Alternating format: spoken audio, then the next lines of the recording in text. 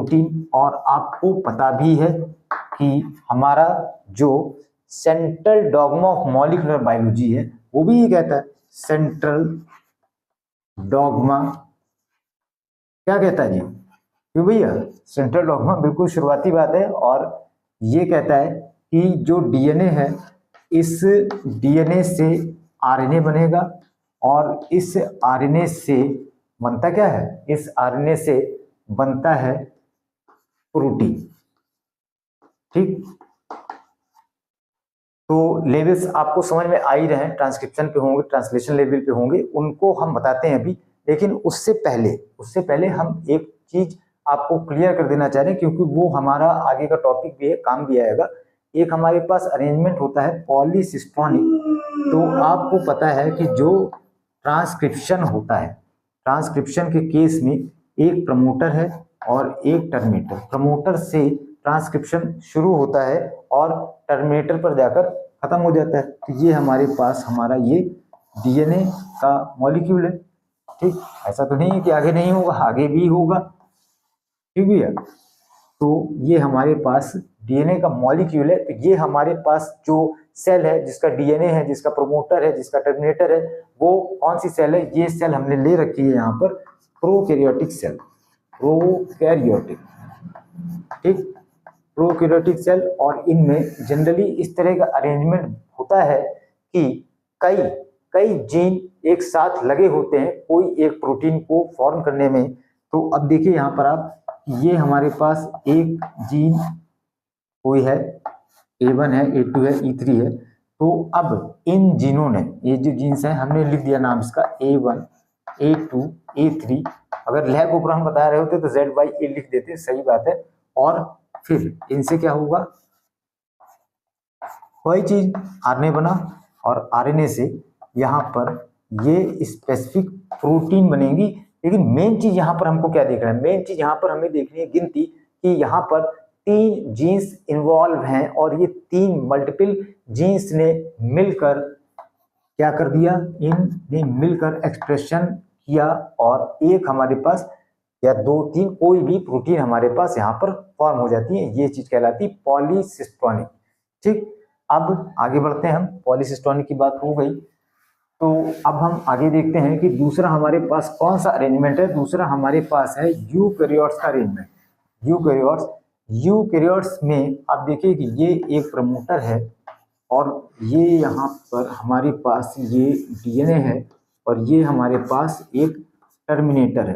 तो ये कहता है कि ये पूरा एक ही जीन है, पूरा एक ही जीन है और ये जीन एक प्रोडक्ट को फॉर्म कर देगा।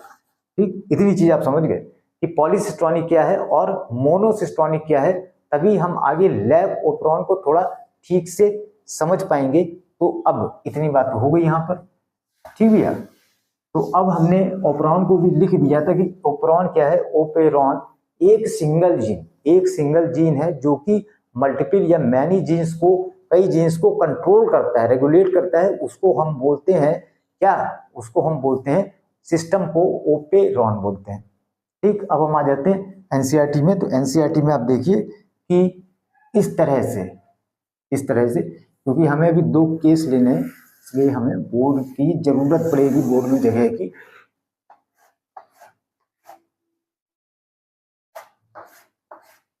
ठीक, ऐसे लिखा है ना। तो बेटा ये देखो, ये क्या है, T और ZYA।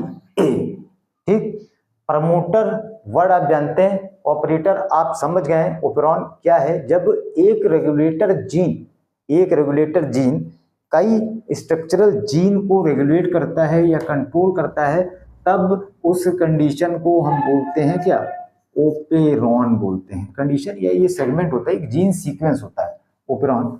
तो ये जो आई है, आप इसको जो देख रहे हो, ये यहाँ पर इनहिबिटर है, ये इनहिबिटर है, या इसी को हमने बोल रखा है कि ये जो है ये रेगुलेटर जीन है भाई। क्यों जी, ये रेगुलेटर जीन है और ये जो रेगुलेटर जीन है ये इन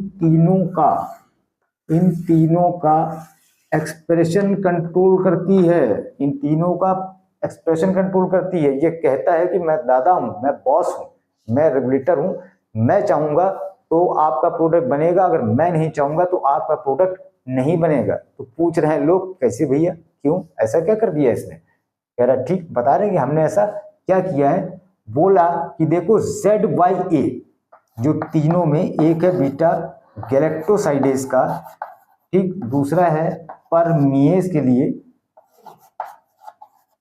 जरा छूट गया था लिख देने, लोग बोलते कि लिखे क्यों नहीं, फिर है परमिएज, परमिएज हम बता चुके हैं परमिएबिलिटी के लिए। तीसरा क्या है, ट्रांस एसिटाइलेज।